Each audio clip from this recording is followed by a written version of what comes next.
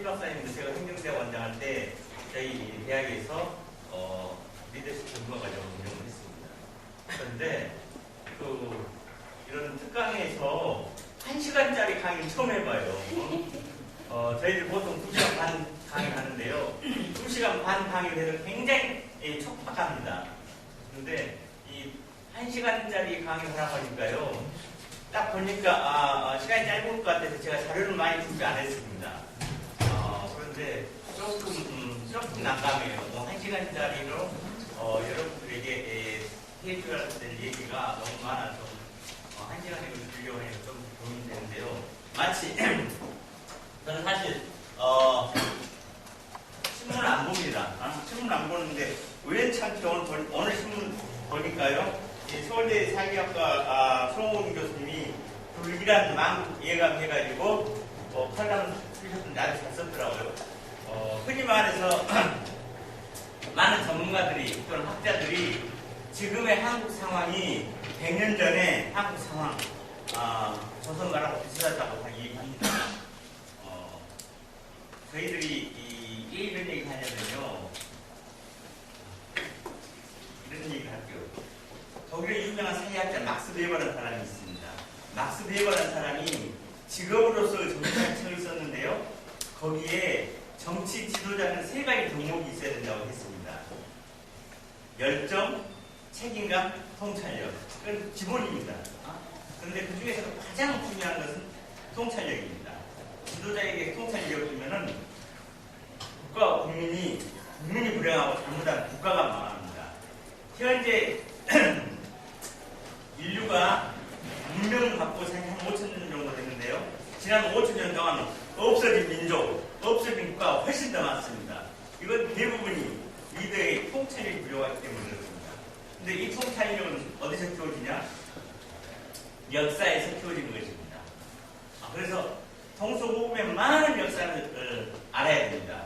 왜냐하면 역사가 역사가 지나가는 과거의 사실 기록이다 하면은 단순히 지나가는 과거의 사실 기록이라 해서 그럼 배울 필요가 없습니다. 왜냐하면 현재 배울 것도 많고 앞으로 다가올 미래에서 부딪힐 문제도 많이 있는데 굳이 지나가는 과거 배워서 뭐 하겠습니까? 그런데 우리가 왜 그렇게 역사를 강조하냐면요. 역사 속에 내재된 반복적 속성 때문에 그렇습니다.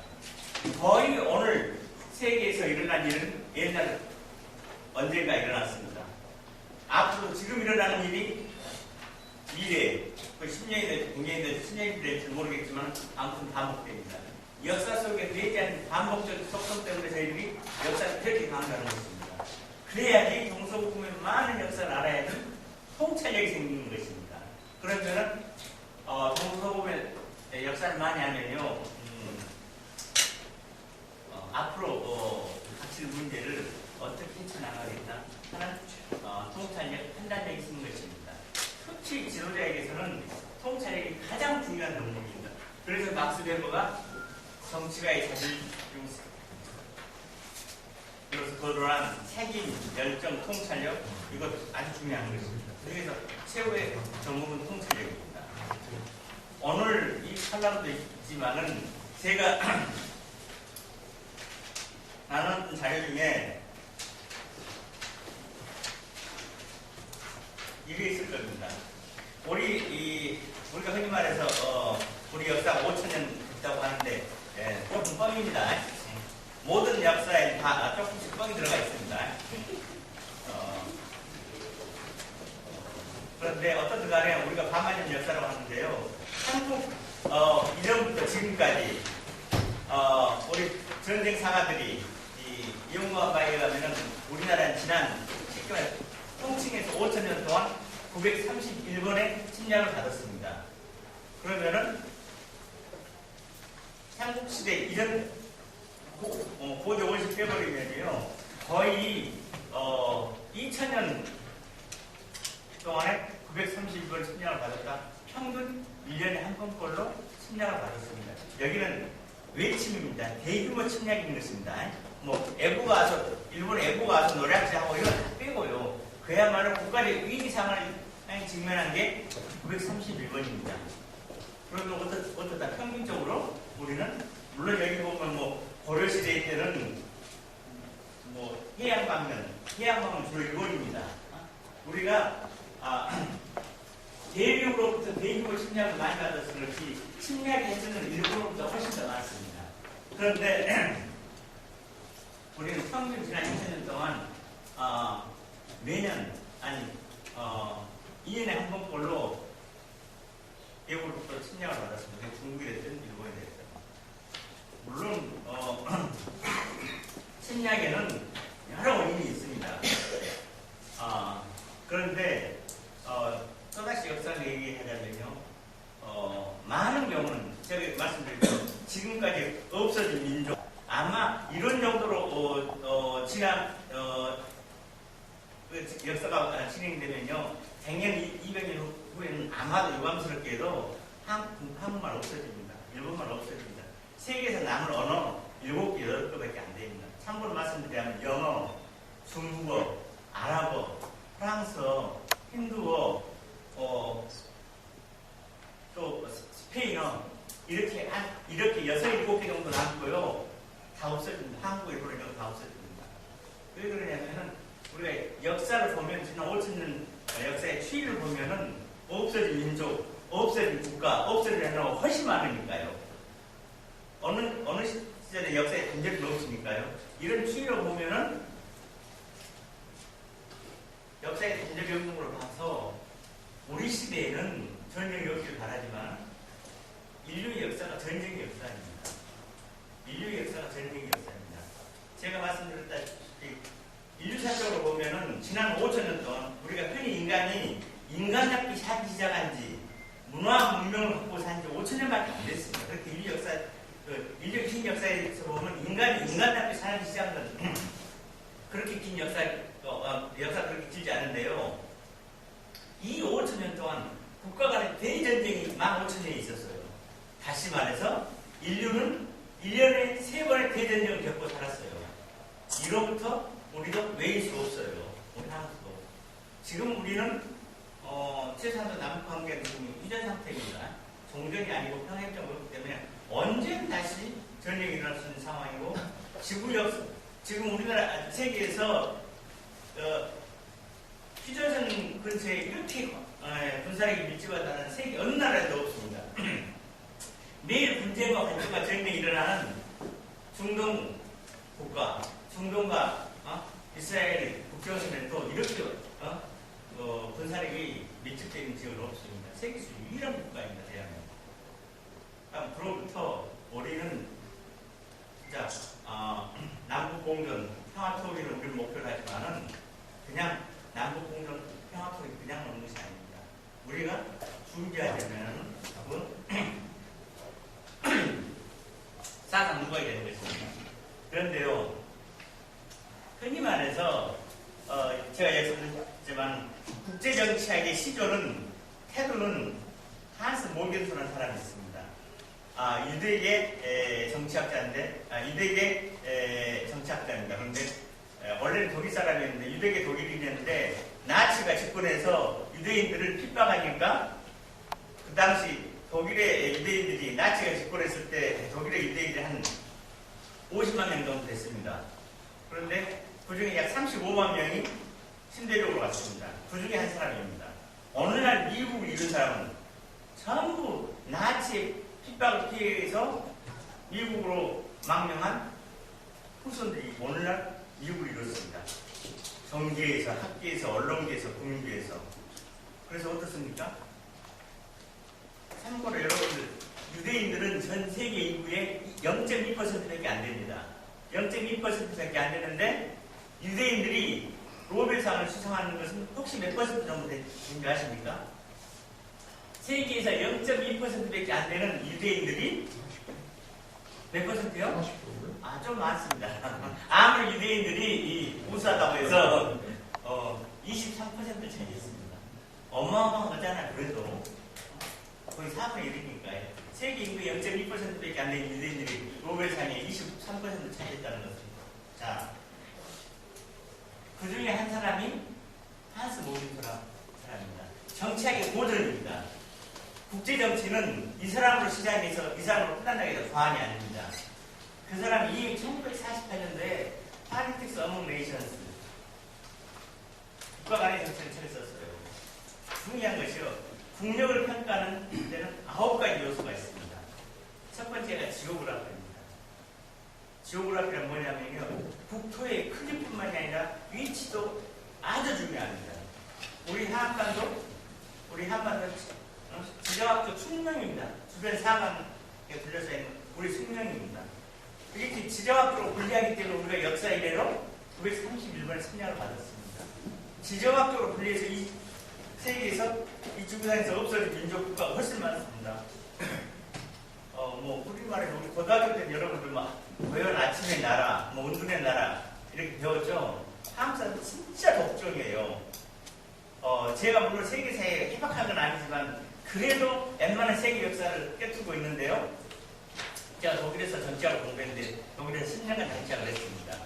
그런데 80%는 경제학입니다. 20%는 역사를 배우는 거죠. 동서고구의 역사를 배우는 게 독일 정치학입니다. 그런데요. 이렇게 지정학적 불리한 조건 하에서 독립국가를 유지한 나라가 없습니다. 오랫동안 이렇게 물론 우리 단일민족국가 아닙니다. 단일민족, 단일문화 없습니다. 이거 다 뻥입니다. 우리가 931번의 신장을 받았는데 그게 어떻게 단일민족이 되겠습니까? 그건 말도 아닌 소리고요. 어떻든 간에 이렇게 지정학적 불리한 조건에서 독립국가, 단일민족국가를 이루고 있는 나라는 없습니다. 진짜. 여러분 봐보십시오. 아마 중국 멸망이 날에 온다가는 살아남은 민족이 아마 한민족, 유대민족, 중국민족 이 정도 살아남을 것입니다. 세계 어느 역사에서 이렇게 지정학적으로 불리한 조건 하에서 더더군다나 주변에 상황이 있습니다. 그 상황이 어떻습니까? 한때는 제국이었거나 현재도 제국입니다. 지난 500년 동안 중국은 세계 중심이었습니다. 우리는 석국이었습니다. 러시아는 미국과 세계를 양분했던 것입니다. 일본은 후발 국가로서 유일하게 해공으로 등장한 국가입니다. 19세기 말에서 20세기를 넘어온 국가 중에서 쉽게 말해서 주변부에서 중심으로 등장한 유일한 국가입니다. 한국 사람이 얼마나 그런데 대단하냐면요. 일본은 쪽발이, 중국은 애놈. 이 세상에서 중국놈, 일본놈 비한 유일한 민족입니다. 해방 국가의 식민지 국가를 경험했는데도요, 우리 얼마나 한국 사람 대단해요. 쪽발이 애놈이라고 비하지 않습니까? 세계 어느 나라도 이렇게 비하지 못해요. 어떻습니까? 미국 자국 끌어들이기 위해서, 외국의 원수들을 중국의 원수들도 외국 방문을 하더라도요, 아무리 예계적 전례를 하더라도 타가지 않아요. 출항을 해주면 오케이요. 예계적 전례 다 감사하겠다는 것이 이런 나라예요. 지구 인류 역사상 미국처럼 방법이한 국가에서 영향력을 행사한 나라는 없습니다. 최초의 로마 제국 지중해 한정에 있습니다. 몽골의 원나라 지구가 동그랗다면 이 중앙만 지배되어 있습니다. 인도, 러시아 이런 건 넘을 수가 없었잖아요. 그렇지만 오늘날 세계는 어떻습니까? 모든 나라가 미국의 영향력에 가 있습니다. 자, 우리나라는요, 해공국이었거나 또는 식민지를 운영했던 이런 상황이 둘러싸여 있는 나라예요. 그럼 어떻게 되겠습니까? 우리는 어떻든 간에 조금 전쟁을 경험하지 않고 그래도 평화로운 물론 남북 간의 긴장이 항상 공존하지만은 아마 우리 이 후세대들은 진짜 평화로운 시대에 살 거예요. 말씀드렸지 않습니까? 역사가 반복되기 때문에 불행한 역사가 반복되지 않기를 바라지만은 역사로부터 자유스러울 수는 없습니다. 자, 한시 모견으로 들어가가지고요. 1시간 동안 특강을 하는 게 제가 마음이 굉장히 급합니다. 세선도요, 이 사회과학에서 얘기를 하려면요, 지난 5,000년의 역사를 얘기해야 됩니다. 그래야지 우리가 현실을 분석할 수 있고 미래 전망을 예측할 수 있기 때문에. 그런데 어떻든 간에 중요한 포인트만 얘기할게요. 이 국력을 평가하는 요소가 첫 번째가 한스 모겐서가 지적을 하고 국토의 크기뿐만이 아니라 국토의 위치도 굉장히 중요하다는 걸 얘기합니다. 두 번째가 뭡니까? 내셔널 리소스 있습니다. 지하자원도 좀 많이 있어야 됩니다. 나라가 부각하려면은 자원도 많이 있어야 됩니다. 그런데 그 중요한 게 그 자원에서 식량 자급 자원 효용료가 로우 모터리얼이 됩니다. 천연자원, 지하자원입니다. 자, 여러분들 혹시 시간이 없으면 빨리 얘기해 주세요. 우리나라 식량 자급 자정률이 몇 %나 되는지 아십니까? 네, 30% 미만이에요. 25.4%. 네, 30% 미만입니다. 아무튼. 지금 뭡니까? 국가적 이 최악의 상황에서는 우리 국민의 3분의 1, 70%는 굶어 죽는다는 것이에요. 식량 자급 자정률이요, 약 50%가 터져요. 그래야지 국가가 융통성을 가리고 예비력 협장력이 높아지는 것입니다. 이거 그런데 뭐 요즘 우리 조금 더 살게 됐다고요? 그나마 쌀 자급률이 100%가 되니까 우리가 30%좀 떨어지지만요. 그러나 요즘 보면 어디 식당에 가면은 우리 집 식당은 아니 이 식당은 쌀과 배추는 국산 맞습니다. 이렇게 해서 아니 쌀과 김치는 국산인데 이렇게 써놨죠. 다그 속도를 다 뻥이에요. 정확하게 한다면 쌀과 배추는 국산이라고 말하면 되지만 쌀과 김치는 국산인데 말이 될 수가 없어요. 우리가 생산하는 뭐 참깨, 고추, 뭡니까 마늘 다 5% 미만입니다. 국내 수요량이 5% 미만이 어떻게 그게 정말 김치 핵심은 양념인데 양념 전부 메이드 인 차이나 중국산인데 어떻게 김치가 국산일 수 있게 되겠습니까? 이렇게 식량 자급 자정이 중요해요. 근데 더더구나 식량 자급 자정이 한번 떨어지면요 원리가 굉장히 어렵습니다. 출산이라고 하는 게 똑같은 것입니다. 그 누구도 국가의 비전이란 이런 데서 나온 것이거든요. 세 번째가 그 다음에 공업 생산 능력입니다. 그 땅에 아무리 지하자원이 많은 그런 진짜 자동차도 만들고 탱크도 만들고 비행기도 만들고 뭐 할 수 있는 공업 생산 능력이 있어야 되는 것입니다. 네 번째가 그리고 군사력이 준비돼야 됩니다. 적정 군사력이 있어야 됩니다. 그 군사력은 물론 여기 봐보십시오. 우리가 흔히말하는 군사력의 양. 지금 더 기가 막힌 얘기를 할게요. 얼마 전에 민주당 국회의원의 비례대표의 젊은 국회의원이 있어요. 김광규 국회의원이라고요. 합참 정보부장을 불러놓고 국정감사할 때 남과 북이 1대1로 싸우면 누가 이깁니까? 그러니까 정보부장이 뭐라고 얘기했어요? 네? 우리가 여설하겠죠. 그래서 지난 30년 동안 우리가 북한에 비해서 30배 넘게 군사력을 썼는데 아직도 북한에 대해서 여설한 말이냐? 너희 별들은 다 똥별이냐? 그 많은 국방부 어떻게 했냐? 질타의 일인가 김관영 국방부 장관이 얘기했어요. 군사력이 열세인데 싸우면 북한은 멸망한다. 이런 코미디 같은 얘기 어디가 있어요? 군사력이 열세인데 싸워서 이기는 전쟁이 있습니까? 전쟁을 시작하려면요 최소한도 상대방보다 군사력이 3배 이상 돼야지 전쟁을 시작하는 것입니다. 근데 군사력이 열세인데 싸우면 이긴다? 우리나라 국방정책을 분단 상황에서 주변 사강이 세계 최강인 네 나라를 상대하고 있는 우리나라 국방정책 당국자들 하는 말이 이거예요. 자, 우리는 지난 30년 동안 정확하게는 지난 30년 동안 북한에 대해서 군사력을 30배를 더 썼습니다. 그런데 아직까지 열세를 하는 것이에요. 물론 군사력 양의 병력수에 있어서는 우리 뭐 60만 좀 넘고 북한은 120만 정도 되고요. 뭐 함정수 이런 것도 뭐 잠수함 이런 거 더 많습니다. 그런데요 너무나 많은 사람이 착각하는데요. 로마 제국이요 당시는 세계 최대 제국이었습니다. 로마 제국이 군사력으로 로마 제국을 건설하지 않습니까? 로마 시대 이래로 적정 상비군 군사력은 인구의 몇 퍼센트? 몇 퍼센트? 대단히 수소한데 당신 대통령이 나라 망해먹어. 응? 나라 망해먹어. 응? 10%면 우리가 5천만이면 500만의 군사력을 유지해야 된다고요? 시간 없을 때 얘기할게요. 로마 제국이 제국을 건설하고 군사력을 하지 않았어요. 한 인구의 1%입니다. 적정 상비군 군사력은 인구의 1%입니다. 물론 나라가 상한 상황에 따라 남부 상황에 따라서 약간 틀리긴 합니다. 그렇지만 적정 군사력은 인구의 1%입니다. 폴 케네디라고 미국의 유명한 역사학자가 있습니다. 그 사람이 쓰는 건 1985년도에 강대국의 흥망이라는 책을 썼습니다. 그 한 권의 책으로 세계 석학의 반열을 썼습니다. 지금 예일 대학교 석장 교수로 했는데요. 그 사람이 500년 동안 유럽 역사를 분석을 했어요. 유럽은 진짜로 패권이 바뀌었거든요.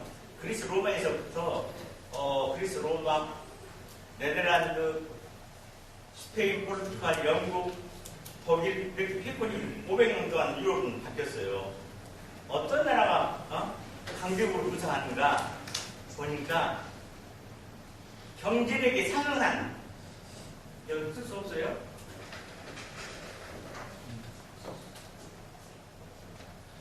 경제력에 상응한 군사력을 유지한 나라가 강대국이 되더라. 경제력에 비해서 과도한 군사력을 유지하면 이런 나라는 어떻더라? 왜 없이 쇠퇴한다. 강대국의 흥망이라고 했는데요. 저는 사실 북한은 안 가봤어요. 갈 기회도 많이 있었는데 안 가요. 왜? 망할 국가이기 때문에. 제가 그랬죠. 북한의 인구가 2,400만 명입니다. 병력수가 120만 명입니다. 인류 역사상 이렇게 과도한 군사력을 유지한 나라가 장기가 넘쳐가는 예가 없습니다. 이것이 말하자면 역사적 전쟁이라는 것입니다. 그래서 어떻습니까? 동서고국이 많은 역사를 알아야 되는 것입니다. 팩트를 많이 알아야 되는 것입니다. 리더가 되기 위해서는. 자, 경제력에 상응한 군사력을 유지한 나라가 강대국이 되는 것입니다. 근데 경제력에 비해서 과도한 군사력을 유지한 나라는 어떻게 되나? 왜 없이 쇠퇴합니다. 왜 없이 망합니다. 이 역사의 법칙입니다. 이렇게 북한 외일 수 없습니다. 북한 그야말로 한계 직면에 있어요. 이렇게 과도한 군사력을 유지하면서 장기간 존속하는 나라가 없습니다. 소련 70년 만에 붕괴했습니다. 경제력에 비해서 과도한 군사력을 유지했기 때문에. 자, 다섯 번째가 인구입니다. 인구. 근데 인구가 뭐냐면 중요한 게요. 디스트리뷰션 분포도입니다. 여러분 다 저기서 아시죠? 이런 인구 분포도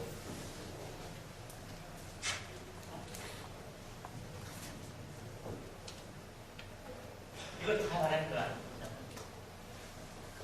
한건 달걀형, 또 항아리형 이렇게 하는데요. 우리나라는 일본을 능가한 세계 최고령 국가입니다. 고령화 속도가 세계에서 가장 빠릅니다. 대한민국이요. 제가 독일에서 공부했는데요. 독일에서 같이 공부했던 제 친구들이 독일에 교수로 있는데요. 가끔 학생 자기 제자들 한국으로 보내겠다고 사실 문의를 와요. 왜냐하면 사회학적으로 보면요. 대한민국은 원더풀한 국가이지만요. 불가사의한 나라예요. 불가사의한 나라예요. 어떻게 해서 일단 자본주의 역사상 이렇게 짧은 시간에 고도 성장한 나라가 없습니다. 서구 선진 자본주의가 이렇게 고도 성장하는데 200~300년이 걸렸습니다. 우리는 딱 10분에도 단축했습니다. 20~30년 만에 서구 선진 자본주의가 발달한 성취를 했습니다. 이렇게 빨리 성취한 나라가 없습니다. 고령화 속도, 일본이 고령화 속도 빠르다고 하는데요. 일본보다 훨씬 빠른 게 우리나라의 고령화 속도. 출산율 세계에서 가장 프랑스도 지금 출산율이 1.68명, 약 1.7명입니다. 근데 우리는 작년 재작년 1.08명이었는데 지금 1.1명까지 올라갔습니다. 근데 인구 대체율 하려면 평균 2.1명입니다. 저도 사실 여기서 할 말이 없어요. 저도 딸이 하나밖에 없습니다. 근데 딸 하나 낳아서도 키우기 너무 벅차더라고요.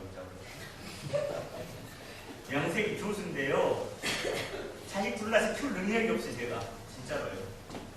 조설 국가에도 살려고 한만 사면요 다시 불러서 키울 수가 없더라고요. 구조적으로 그렇게 되어 있더라고요. 그 다음에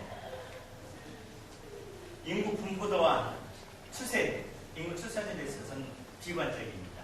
많은 전문가들은 지금 같은 추세로 하면은 2500년대는 물론 이제 반향입니다. 지금 같은 최상도 출산이라 하면은 2500년대는 이 한반도에서 대한민국과 이제 한민 쪽은 하나도 없습니다. 자, 6번째가요, 내셔널 캐릭터, 국민성입니다.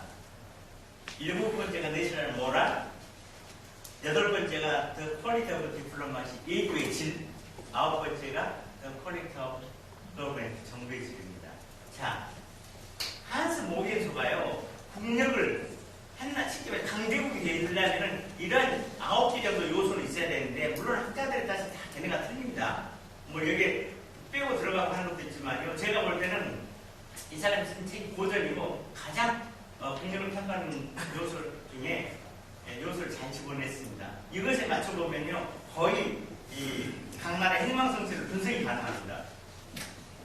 그런데 제가 말씀드렸죠, 강초에 지금까지 5천년 동안 인류가 문명을 바꾸고 오면서 없어진 국가, 없어진 국가, 민족이 훨씬 많다고 했습니다. 그런데 그 없어진 국가, 민족들이 이 앞에 5개를 봐보십시오. 유형의 자산입니다. 눈에 보이는 것입니다. 국토의 크기, 우리 10만 평방킬로미터, 그 다음에 인구수 5천만, 그렇지 않습니까? 뭐 군사력 50만, 한 60만 좀 못 되는 거예요. 다 유형의 자산인데요. 6번째부터 국민성, 눈에 보이지 않습니다. 국민적 사기, 눈에 보이는 거 아니잖아요. 정부의 질, 외교의 질. 그런데 인류 역사의 흥망성쇠는 이런 유형의 자산에 의해서 결정되지 않고 무형의 자산에 의해서 결정되더라는 것입니다. 자, 얘기를 한번 들어볼까요? 우리 동양사에서는요, 221년이 아주 획기적인 해입니다. 우리 동양사에서는요. 자, 세상도 중국사에서는 이것이 어떤 의미를 갖습니까? 중국사에서 너무 머리 떨어졌습니까?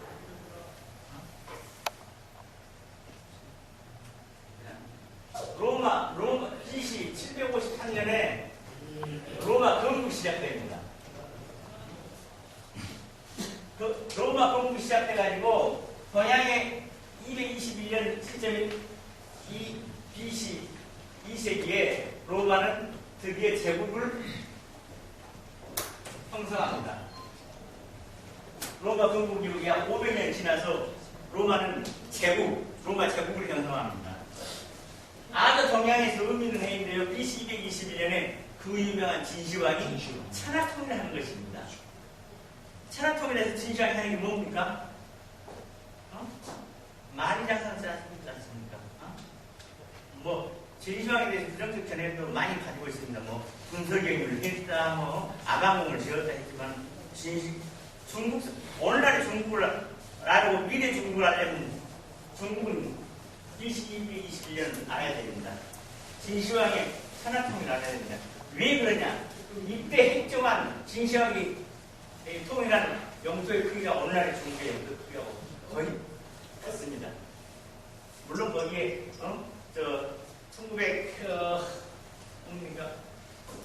1959년대 티베트를 점령하고 하지만 거의 BC 221년 진시황이 천하통일했던 국토의 크기가 오늘날의 중국이죠. 내가 어떻게 해서 춘추 전국시대를 평정하고 천하통일했는데 더 이상 혼란이 없고 이민족, 야민족이 세력돼서 제일 먼저 한 것이 만장을 쌓기 시작했습니다. 그런 진나라가 기껏 아는데 15년 만에 망합니다. 그 15년 만에 망합니다. 물적 기초가 없어서 아닙니다. 내부 분열, 권력 다툼 때문에 망하는 것입니다. 춘추 전국 시대를 평정하고 중국 최초의 제국을 형성했던 진나라도 15년 만에 망하는 겁니다. 근데 로마는 어떻게 됩니까? 로마는 AD 395년에 로마가 동로마하고 서로마로 나눠집니다. 미안합니다. 그럼 이렇게 누구가 센스 없이.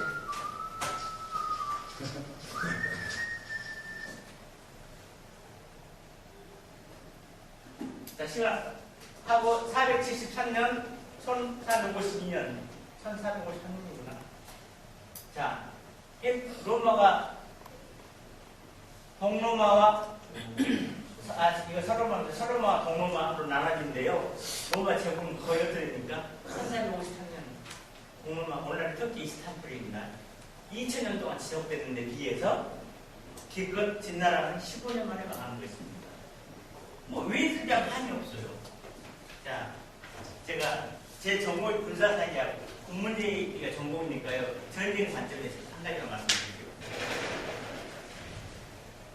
지금이 2013년이죠. 아마 여러분 다 20세기를 다 경험했습니다. 지금 21세기죠.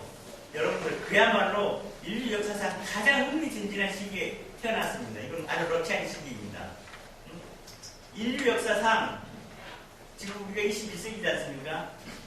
인류 역사상 20세기처럼 20세기 1901년부터 2000년까지요. 이 20세기처럼 흥미진진한 시기가 없습니다. 진짜로입니다. 그런 점에서는 여러분 보면 아주 럭키한 세계에 태어났습니다. 다음 세기 더 과학기술 문명이 발전할지 모르겠지만은 최소한도 20세기도 인류 역사상 가장 흥미진진한 시기였습니다. 자, 제가 그랬죠. 지난 5천년 동안 15,000번의 국가 간의 대전쟁이 있었다고 했습니다. 그래서 인류는 평균 1년에 3번의 국가 간의 대전쟁을 치렀습니다. 그런데 그 많은 전쟁 중에도 20세기 한 세기에 세계적 차원의 전쟁이 2번이나 일어났습니다. 제1차 세계대전, 제2차 세계대전, 19세기에, 18세기에, 1세기에 제2세계대전이 있었습니까? 없었잖아요. 20세기에 유일하게 제1차 세계대전, 제2차 세계대전이 있었습니다. 이게 유일한 세기입니다. 다시 한번 말씀드리면 5천년 동안 인류는 15,000년 국가 간의 대전쟁이 있었습니다.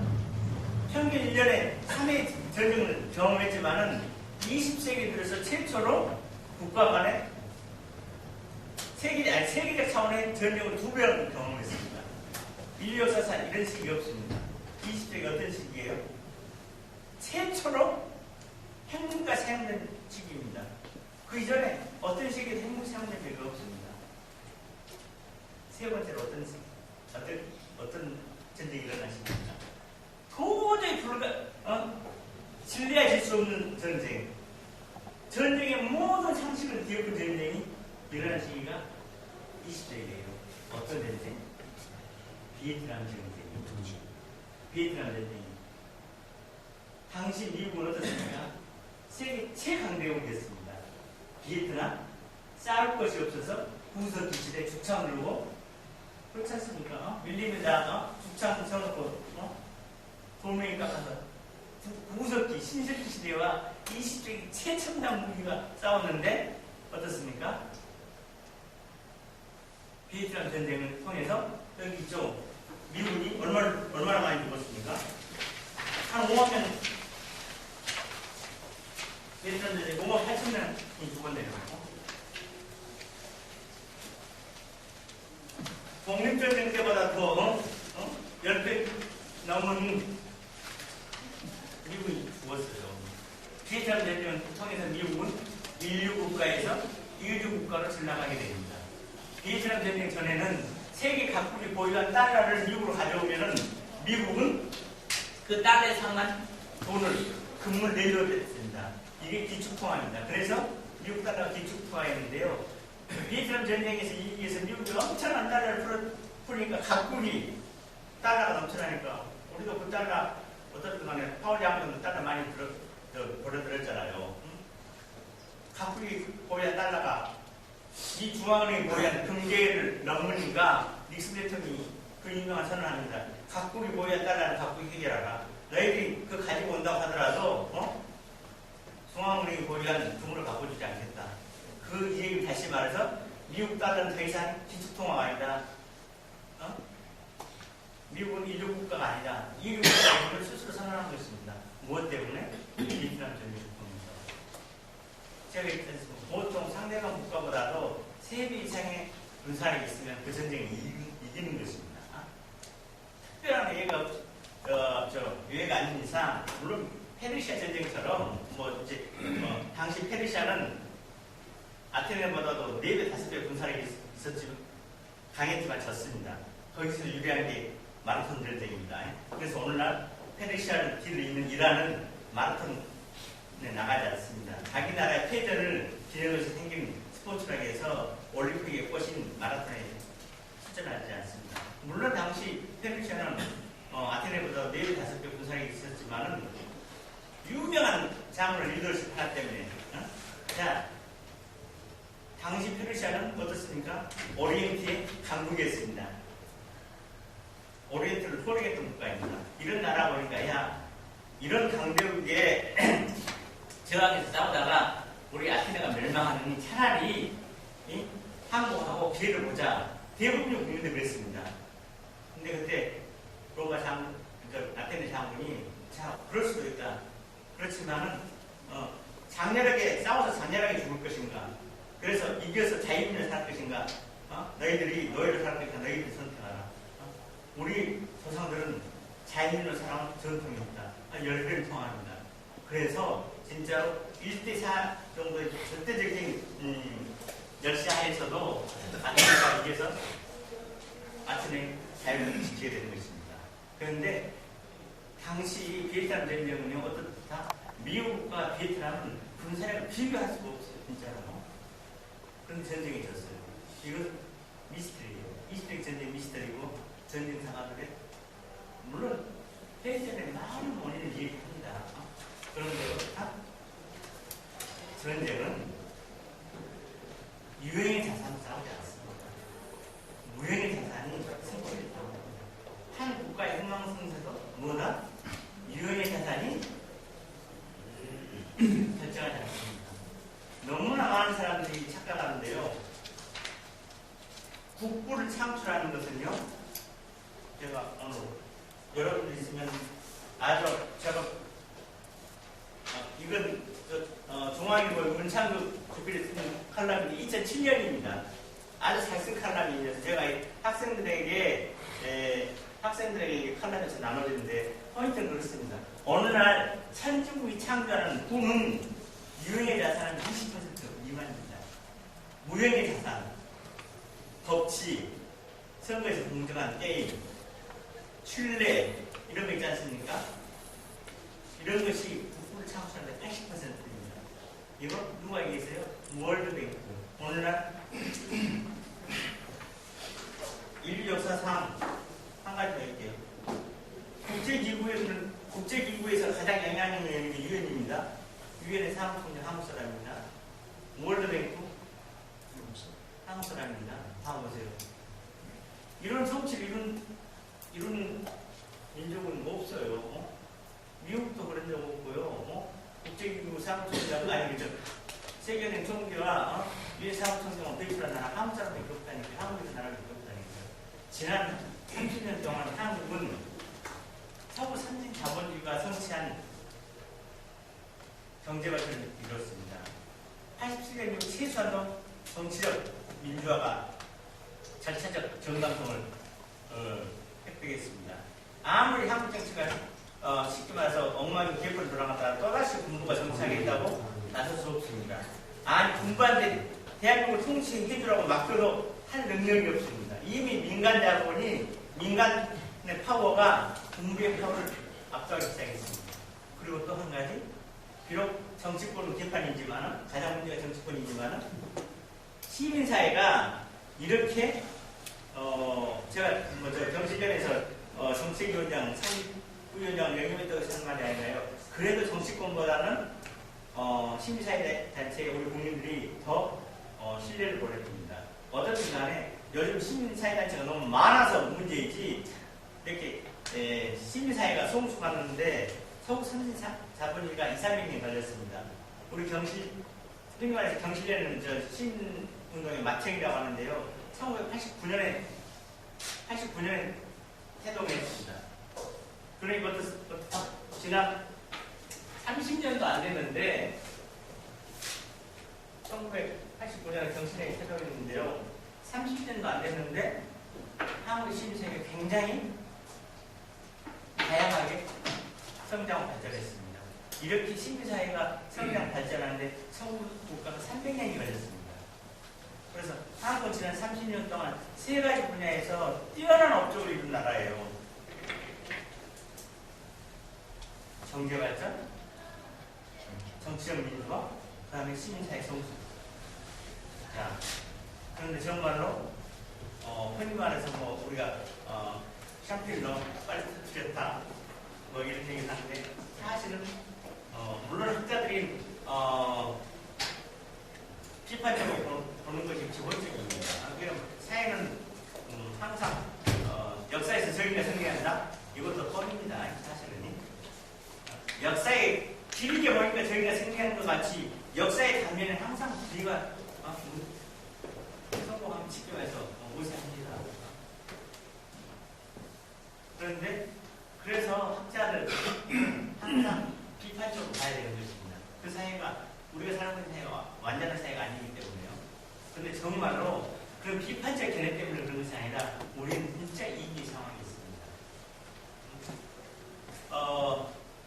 물론 우리 1905년 을선 너기하기에 의해서 예비권을 박탈당하고 1907년에 군대가 해산되고 10년에 합방되면서 나라가 망하지만요. 그때도 내국 분열이 있었지만요. 이렇게 분열이 심하지 않았어요. 지배층에서만 분열이 있었습니다. 우리가 이렇게 많은 일치를 받았지만 이 국난 극복의 주역이 누구인 줄 아십니까? 지배층 아니었어요. 선전은 힘이면 휘어가면서도 다 보니까 첩들 데리고 지세를 데리고 다 가더라고요. 양반이 다 지세를 끼고 다 갔더라고요. 그런데 우리 어떻습니까?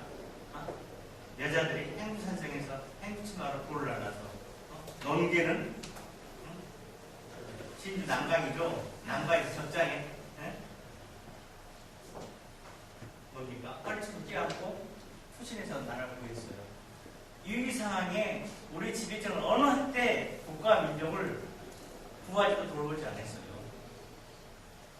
오늘날도 마찬가지입니다. 그래서 어떻게 됩니까? 여러분들 너무나 그래서 함성은 씨가 그런 얘기를 했었어요. 깨어있는 민족이라 산다고 해요. 모르겠습니다. 정치에 여러분 중에서 얼마나 관심 있는지 모르겠지만 제가 정치학을 공부한 지 대학교 때부터 하고 하니까 저도 근 40년이 다 됐습니다. 정치학을 공부하고 강의하고 연구한 지 40년이 됐는데요. 제가 이렇게 특강하면서 정치를 꿈꾸는 후보자들 그런 얘기 많이 합니다. 제발 정치하지 말아라. 왜 하필 많은 길을 놔두고 정치를 하려고 하느냐. 정치는 국민의 뜻을 따르는 거 아주 중요합니다.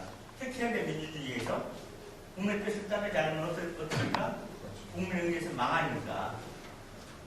그런데 인류 역사는 무엇을 보여줍니까? 국민의 뜻을 따르면 국민과 함께 망한다는 게 인류 역사였습니다. 그래서 정치는 국민의 뜻을 거역하면 국민에 의해서 망하고 국민의 뜻을 따르면 국민과 함께 망하는 게 정치입니다. 어차피 정치는 망하는 것입니다. 그런데 왜 정치를 하려고 하냐고 말이에요. 굉장히 의미 있고 보람되는 일도 많이 있는데 그런데 우리 정치학자로서 얘기하는 말이 아니라 정치는 종합 예술입니다. 그야말로 많은 사람들이요 아폴로가 달나라를 하고 하니까 과학의 태거나 천만의 말씀 이거 다 정치의 영역입니다. 정치가 예산을 과제 설정을 해가지고 제가 신화로서 얘기 못하겠는데요. 2차 세계대전 이후 미국은 세계 최강대국을 구성합니다. 소련 한참 밑에 봤어요. 그런데 어떻다? 미국에는 스푸트니크 쇼크라는 말이 있습니다. 한참 과학기술과 모든 게 아래라 본 소련에서 먼저 최초의 성공시킵니다. 61년에는 유리 가가인한 사람을 유인 우주선에 태워가지고 비행 제도를 하고 옵니다. 가장 성공한 게 미국의 케네디 대통령이었습니다. 케네디 대통령이 뭐라고 합니까? 우리는 60년대가 끝나기 전까지 달나라에 사람을 보내겠다고 했습니다. 비전이란 이런 것입니다. 국민을 감동시키는 게 이런 것입니다. 그런데 진짜 2년 왔다면 67년입니까? 그래서 생각하는 것입니다. 정치가 할 수 있는 이대한 얘기가 바로 이런 것입니다. 정치는 우리의 삶을 규정합니다. 정치 개파이면 우리가 살기 못할 거예요. 정치로부터 무관심하고 소원하면 절대 안 돼요. 정치적 무관심, 정치인들 걱정하죠. 정치를 가장 좋은 게 국민들 정치적 무관심하는 게 가장 좋아요. 저들이 그만 할수 있습니다. 그래서 어디에서는 정통 소는 전반적으로 프로야구 만들어서 국민들을 그쪽으로 관심하게 되었습니다. 21세기, 지난 세기가 3S 시대라고 합니다. 스크린, 섹스, 스포츠 이런 것에 국민들 관심을 돌려서 정치로부터 멀어지게 하고 국민들, 정치인들이 정치적 무관심 걱정하죠. 투표를 내리기 걱정하죠. 속으로는 체제를 불러요. 왜? 지금 멋대로 할 수 있습니다. 여야 싸우죠. 우리나라 30대 재벌은 허니통에서 다 3대 8천입니다. 조중동, 우리나라 여론시장의 80% 장악한 조중동은 봐보십시오. 제 말이 아니라 인터넷 한겨레 쳐보면요. 조중동의 혼인 인맥도가 나옵니다. 그 조중동, 우리나라 여론시장의 80% 장악하는 조중동이 30대 재벌하고 어떻게 연결되어 있는지 보시면 우리나라는 상인이 1% 사이가 아닙니다. 정확하게 0.2% 사이입니다. 즉 2층이 약 10만 명 정도 됩니다. 그런데 서구 사회가 한국 사회가 가장 크다는 차이점이 있습니다. 제가 83년도에 독일 갔을 때 뭐 진짜로 개파이더라고요. 호모섹스에다가 마약 하는 학생들부터 뭐 개파이는데 진짜 내가 이런 나라에서 뭘 배울 것이 했는데 그 2년을 가서 보니까 그 사회에서는 우리는 죽었다 깨어나도 따라갈 수 없는 노블리스 오블리지가 있습니다. 자식한테 물려준 사람 없습니다. 여러분 홍콩 영화배우 송룡이라고 아시죠? 저는 송룡을 진짜 다시 봤어요. 그냥 뭐 시골이라고 하고 하니까요. 그냥 무술인하고 중국 뭐 무술이나 달통하는 사람인 줄 알았는데 그 사람의 재산이 4천억입니다. 4천억인데요. 자식한테 얼마 물려준지 아십니까? 얼마 정도 물려줬겠어요? 송룡이 중국의 유명한 홍콩 영화배우 송룡이 재산이 4천억인데요. 자식한테 한 푼도 안 물려줬습니다. 안 물려준 말이 걸작이고 명언이에요. 자식이 똑똑하면 이럴 필요 없고 멍청하면은 죽어도 뭘 지킨데 왜 주냐 그런 말이에요. 말이 맞잖아요. 똑똑하면 부모 재산이 뭐가 필요해요? 멍청한 마음이 많은 돈을 줘도 당대 못 가는 게 재산인 거예요. 한 가지만 얘기할게요. 우리는 보통 지금은 많이 이제 중산층이 올라가고 했다 하지만은 아마 여러분 다 스스로가 본인들은 다 중산층으로 생각할 거예요. 그럼 아직도 우리나라는 중산층을 산정할 때요. 뭐 하냐면은 30평대 아파트, 중형차, 뭐 교육 수준, 뭐 연봉 5천만 원 이상, 엔겔지수, 또는 문화비, 수입에서 문화비가 차지하는 비중 이런 거 합니다. 이걸로 중산층을 합니다. 유럽에서는 중산층을 규정할 때 가장 중요한 카테고리가 있습니다. 가장 중요한 첫 번째 항목이 있습니다. 대단히 죄송한데 여러분 죽었다 깨어나도 밤새는 시간을 줘도 못 맞춰요. 시간 없으니까 별로만 얘기합니다. 가족 구성원들이 몇 개의 악기를 플레이 다룰 줄 아는가가 중산층을 규정하는 첫 번째 항목입니다. 그가 비록 연봉이 1,000만 달러가 넘고 뭐 벤틀리를 몰고 스포츠카, 페라리 스포츠카를 몰아도 가족 구성은 약자나 다를지 모르는 건 중산층과 상관이 않습니다. 지금 뭐 하냐면요, 삶의 기준과 가치가 틀립니다. 근데 우리는 뭐다 할까? 아직도 눈에 보이는 거. 제가 대학에 있는데 우리 대학생들 옛날부터 그랬어요. 한 번 전세는 영원한 전세다. 여자들 기준이 남자들 성실성 뭐 이런 거 안 봐요.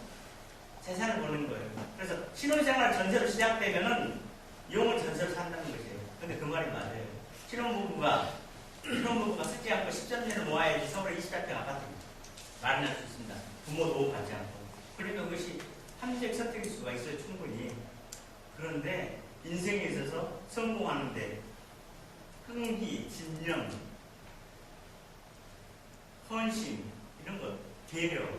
그런데 저희 또 세상을 살아보고 또 해보니까 결국 성공하는 조건은 이런 유형의 자산에 의해서 한 인간의 성공도 그가 가지고 있는 문화 이런 것에 결정되지 않습니다. 즉 말해서 사람의 능력은 50호 100호입니다. 인품은 하늘과 땅입니다. 우리가 정치가 모든 것을 규정한다 했습니다. 그래서 정치가 굉장히 중요합니다. 그런데 그때 우리가 그 지도자가 되든지 또는 지도자를 뽑을 때 그 기준이 뭐여야 된다? 유형의 자산이면 안 되는 것입니다. 말씀드렸다시피 통찰력, 책임. 리더는 어떤 사람이 진짜 리더냐? 책임은 자기가 지고 공은 아랫사람이 걸리는 사람. 여러분도 크고 작은 조직의 장이라면은 쌍처럼 반드시 그래야 됩니다. 공은 아랫사람에 걸리십시오. 그래도요, 다 압니다. 진짜 공부가 있는지. 그렇지만 리더는 어떤 경우에도 과는 자기가 증거되는 거예요. 이게 진짜 리더입니다. 그리고 또 하나는 뭡니까? 열정이 있어야 됩니다. 그 열정이라는 것은 뭐냐면 말 잘한다고 열정이 생기는 것이 아닙니다. 미래에 대한 명확한 비전이 있어야 열정이 생기는 거예요. 그런 미래에 대한 명확한 비전이 있으면 열정이 생길 수가 없어요. 근데 미래에 대한 명확한 비전은 어디서 나오냐? 통찰력에서 나오는 것입니다. 통찰력은 뭐다? 동서북북의 많은 역사를 배워야 됩니다. 왜? 역사는 반복적인 선택됩니다. 어느 대한민국 분명히 이익이 있습니다. 그런데 제가 진짜 이익이라고 생각하는 것은요, 우리의 이런 일을 유형의 자산에서 극복하려고 하는 게 문제예요. 인류 역사 행방성사는 유형의 자산에서 결정되지 않습니다. 다 한 가지만 얘기만 여러분들 집에 들어갈 때 생각해요. 어떻게 해서 세계 최강대국 미국이 구석기 신세계 시대의 무기로 무장된 비에트남 공격에 베트남 비에트 공격에 올랭에게 질 수 있었는가? 이걸 보면 답이 나오는 거죠. 그리고 우리가 무엇을 준비해야 되고 대한민국은 무엇을 준비해야 되는 것입니다. 지나가는 얘기 한 가지 드리면 저는 이명박 대통령이 사대강 사업할 때요. 우리 어쩔 수 없이 우리 국민이 그거 뽑았으니까요. 대통령이 넘어가면 안 됩니다. 우리 스스로에게 그런 대통령이 넘어가는 것은 그것을 침뱉기예요. 우리 그래서 뽑았으니까요. 거기 정치학자라는 말처럼 그 나라 국민 수준을 능가하는 지도자 못 뽑아요. 우리나라 수준이 그 정도밖에 안 되니까 이명박 대통령이 사대강 사업하는 것이에요. 그런데 뭐다? 중요한 것은요, 유형의 자산. 물론 지산지수가 중요한데 그게 중요하지 않다는 것이 아니라 지금 우리에게 훨씬 더 중요한 것은 그런 것입니다. 국민성, 위기 상황에 국민 희생하고 헌신할 수 있는 국민적 사의.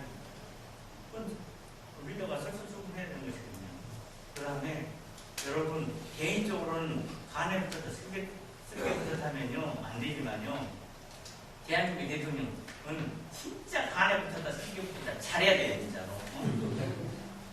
주변 상황, 시간이 없어서 잘 얘기 못하는데, 주변 상황은 좀 1대1 붙어도 만만치 않은 국가입니다. 근데 우리 주변 상황이 세계 최강대국입니다. 폐공국이었거나 제국주의 국가입니다. 그런데 이런 나라 어떻게 상대할 수 있겠습니까? 하려면 어떻게 됩니까? 대한민국 리더에게 가장 중요한 덕목은 예결 능력입니다. 더 쉽게 말해서 주변 상황과 얘기를 잘해야 되고 간에 붙었다 쓸게 붙었다 잘해야 됩니다. 응? 야 미국한테 가서는 야 너희가 우리 혈맹이 뭐 유교도 우리를 도와줬는데 우리가 너희를 배반하는 게 그럴 수 없어. 중국이가 뭐라고 얘기해야 되니까 우리가 지금 분단 상황에서 한미 동맹하지만은 야 지리적으로 우리가 너희들 얼마나 가깝냐. 그리고 우리는 이미 무역량에 있어서 미국을 능가하고 있다는 얘기가 우리는 너희 없으면은 경제적으로 비전이 없다. 우리가 분단 상황에서 한미 동맹했지만 우리가 통일되면은 우리는 철자 중국의 제작에서 오히려 친일보다 친중 쪽으로 더 흘릴 가능성이 많다. 아무튼 이런 식으로 진짜 간에 붙었다 쓸개 붙었다 잘하는 것이에요. 그런데 리더는 이런 말 할 수 있어야 됩니다. 그러니까 이 다음 대통령 뽑을 때요. 혹시 여러분 중에 누구 대통령 나오실 분은 그렇게 말씀하셨죠.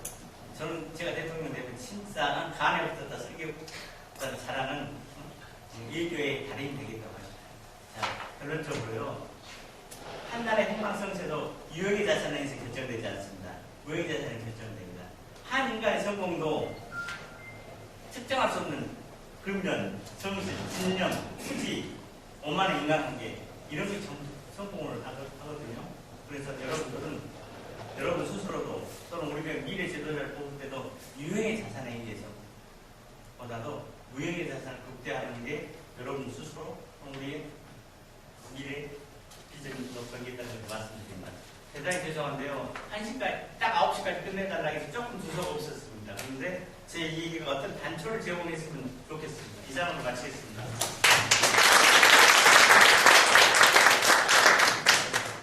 감사합니다. 짧은 시간에 의미 있고 깊은 강의해 주신 우리 송정훈 박사님께 다시 한번 큰 박수로 송정훈 박사님 특별히 모신 이유 중에 하나 제가 최근 많이 가져올 수가 없어서 아껴오신 분들에게 하나도 여기 들어? 하나도 들어? 우리 저 김성근 박사님하고 되게 가운데서 오셨어요. 가운데 제가 드릴게요. 가운데 김성근 박사님 가운데서 지금 송정훈 박사님 특별히 모신 이유는 현재 그 안철수 국회의원하고 내주 이제 정책 협의를 직접 하고 계셔요. 그래서 특별히 모셨고 또 내년에 호남 지역에서 준비하고 계신 분들이 오늘 이 과정을 마치면 국가정책연구소를 발족해서 운영한다는 것을 말씀드리기 위해서도 그런 어떤 미래 비전을 함께 하기 위해서